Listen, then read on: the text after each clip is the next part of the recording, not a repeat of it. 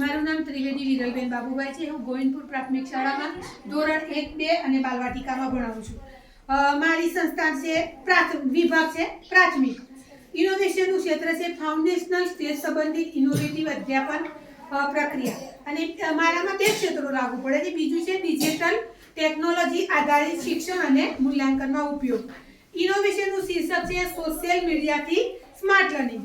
અને જો મારા ઇનોવેશનની સમસ્યાની વાત કરીએ કે ભાઈ બાલવાટિકાના બાળકો જે નાના છે ફાઉન્ડેશનલ સ્ટેજમાં છે કે જેને સર્જન શક્તિનો વિકાસ કરવા માટે આપણે ઘણી બધી એક્ટિવિટી કરાવીએ છીએ। અત્યારે આપણે જાદુઈ પિટારા આવ્યો છે કે જેની અંદરથી બાળકોને રમત સંગીત અને વિવિધ એક્ટિવિટી કરાવવાની હોય છે। હવે આ એક્ટિવિટી કરાવવા માટે મારી સમસ્યા એ હતી કે ઘણા બધા બાળકો કોઈ બીમાર હોય કે નાના બાળકો ઘરે રહેતા હોય તો જેનું શિક્ષણ જ્યાં અટક્યું હોય ત્યાંથી શરૂ થઈ શકે। ઘણા બધા વાલી એવા હોય છે કે જે બહાર મજૂરી વર્ગે જતા હોય, મા બાપની વચ્ચે પણ જો કંઈ અણબનાવ બન્યો હોય તો માતા છે પોતાના બાળકને લઈને 10-15 દિવસ માટે બીજે જતી હોય। હવે મારી શાળાના બાળકો તો એક્ટિવિટીનો લાભ લઈ શકે છે પણ બીજી શાળાના બાળકોને આ એક્ટિવિટીનો લાભ મળતો ન હતો, જેના માટે મેં માધ્યમ બનાવ્યું યુટ્યુબ અને ફેસબુક પેજ। આ મારી સમસ્યા હતી, તેના માટે મેં ઇનોવેશન શરૂ કર્યું। ઇનોવેશન પૂર્વની સ્થિતિના ડેટાની વાત કરીએ તો આ બધા બાળકો જે બાલવાટિકાના ધોરણ 1, 2 ના બાળકો છે તે મોબાઈલનો તો ઉપયોગ કરતા હતા પણ બાળકો જોડે વાતચીતથી ખબર પડી કે એ લોકો તો એમાં ગેમ રમે છે અને ખાલી રીલ જોવે છે। બાકી શૈક્ષણિક ચેનલોનું કોઈ બાળકો પાસે કે વાલી પાસે પણ એવી કોઈ જાગૃતતા નથી કે આપણે મોબાઈલથી પણ આપણે આગળ અભ્યાસ કરી શકીએ છીએ।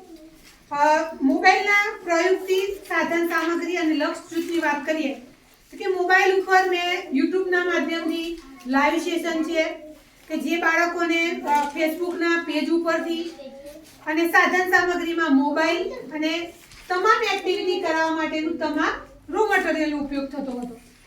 સમયગાળો તો 2024થી મેં મારા ક્લાસના મારા વર્ગના ધોરણ 1, 2 અને બાલવાટિકાના વિડીયો ને પ્લેટફોર્મ આપ્યું ફેસબુક પેજ ઉપર અને યુટ્યુબના માધ્યમથી શોર્ટ્સ વિડીયો અને લાઈવ સેશન જોડાવાનું શરૂ કર્યું। મારું લક્ષ્ય છે કે તમામ બાળકો જે અભ્યાસથી વંચિત રહી જતા હોય, મા બાપ જોડે મજૂરીએ જતા હોય કે અથવા બીજે ગામ જતા હોય કે જે રબારીવાસ છે કે જે અમુક કોમ છે કે જે વારે ઘડીએ બાળકોનું સ્થળાંતર કરતા હોય તે તમામ બાળકોનો જ્યાંથી અભ્યાસ અટક્યો હોય ત્યાંથી તે મારા વિડીયોમાં જોઈ અને તે અભ્યાસને આગળ લઈ શકે। જો નવતર પ્રયોગનું વર્ણન કરીએ તો મારા નાના એવા બાલવાટિકા અને ધોરણ 1, 2 ના ગોવિંદપુરના ગામના બાળકોની માતૃભાષાને એક વૈશ્વિક પ્લેટફોર્મ મળ્યું છે કે આ પ્લેટફોર્મ વિરલ ત્રિવેદી નામની ચેનલથી બાળકોને દરેકને પોતાનો સ્ટેજ ફોબિયા પણ દૂર થયો। આજે મારું બાળક સરસ રીતે વાર્તા પણ કહી શકે છે કે તેને મોબાઈલ સામે સ્ક્રીનનો કોઈ ડર લાગતો નથી અને પોતાનું વાર્તાનું વર્ણન કરે છે। ચિત્ર કેલેન્ડર કે જે આપણને ઘણું બધું સાહિત્ય મળેલું છે સરકારશ્રી તરફથી તેનું વર્ણન અને સર્જનાત્મક શક્તિનો આજે તેમનો વિકાસ થયો છે। અને ઘણા બધા બાળકો કે જે મારી રમત સિદ્ધરાજ છે કે સિદ્ધરાજના પપ્પા આર્મીમાં છે કે તે અહીંયાથી વર્ષમાં એક જ વાર ઘરે આવે છે છતાં પણ મારી ચેનલ ઉપરના વિડીયો તે રોજ નિહાળે છે। પોતાના બાળકની તમામ એક્ટિવિટી તે આજે બોર્ડર ઉપર છે, ઝારખંડ છે, ઘણા બધાના વાલી કાશ્મીર છે કે જે પોતાના બાળકની એક્ટિવિટી તે બહાર રહીને પણ જોવે છે। ઘણા એવા વાલી છે કે જે હીરા ઉદ્યોગ સાથે જોડાયેલા છે કે જીનલના પપ્પા સુરત રહે છે તો સુરતથી તે રોજ મારો સાંજે મારો જે વિડીયો ક્લિપ સ્કૂલ ગ્રુપમાં મૂકવામાં આવે છે તેમાં તે વાલી રોજ મમ્મીને જાણ કરે છે કે ભાઈ આજે આપણો છોકરો કે છોકરી કેમ સ્કૂલ ગયા નહોતા, બેનના વિડીયોમાં તો આજે જીનલ દેખાતી નહોતી તો તેની માતાને પણ ખબર પડે છે કે ભાઈ મારા બાળકની રોજની એક્ટિવિટી આ પ્લેટફોર્મના માધ્યમથી દરેક વાલી જોવે છે। એ સિવાય મારી કરાયેલી એક્ટિવિટીનો મહાવરો વાલી પોતાની રીતે ઘરે પણ કરાવી શકે છે। જો બાળકને કચાશ લાગે તો એ એક્ટિવિટી તેને ફરી કરાવે છે।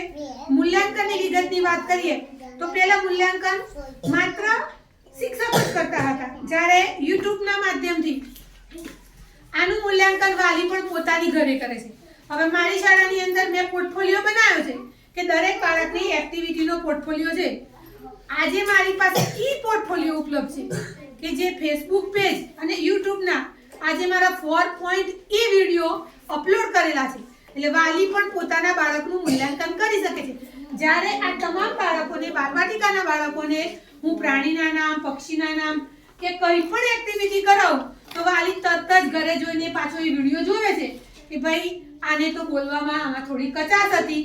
તો મૂલ્યાંકન શિક્ષકના બદલે આમાં બાળક પોતે પોતાનું મૂલ્યાંકન કરે છે અને વાલી પણ આ મૂલ્યાંકનમાં જોડાય છે.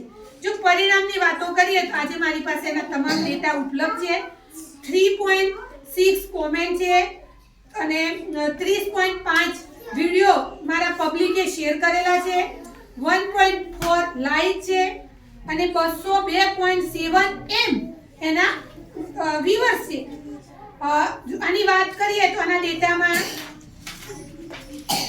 3 દેશોના ડેટા મારી પાસે ઉપલબ્ધ છે, જે મેં આમાં ડોક્યુમેન્ટ્સમાં જોડેલા છે. અને આજે મારા 1,03,660 જેટલા સબસ્ક્રાઇબર મારી સાથે જોડાયેલા છે. એ આ તમામનું પરિણામ પણ બતાવે છે.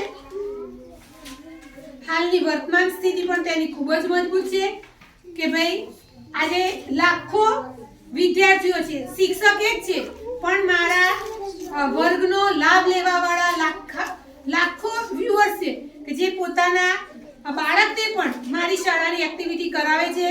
આજે મારી શાળાની એક્ટિવિટી મારા જિલ્લામાં, રાજ્યમાં, પાકિસ્તાન, બાંગ્લાદેશ અને કેનેડા કે 3 દેશોના મારા વ્યુઅર્સ છે કે જે મારી એક્ટિવિટીનો લાભ લે છે. એ તમામ ડોક્યુમેન્ટ્સ, આધાર પુરાવો મારી સાથે છે. જય હિન્દ.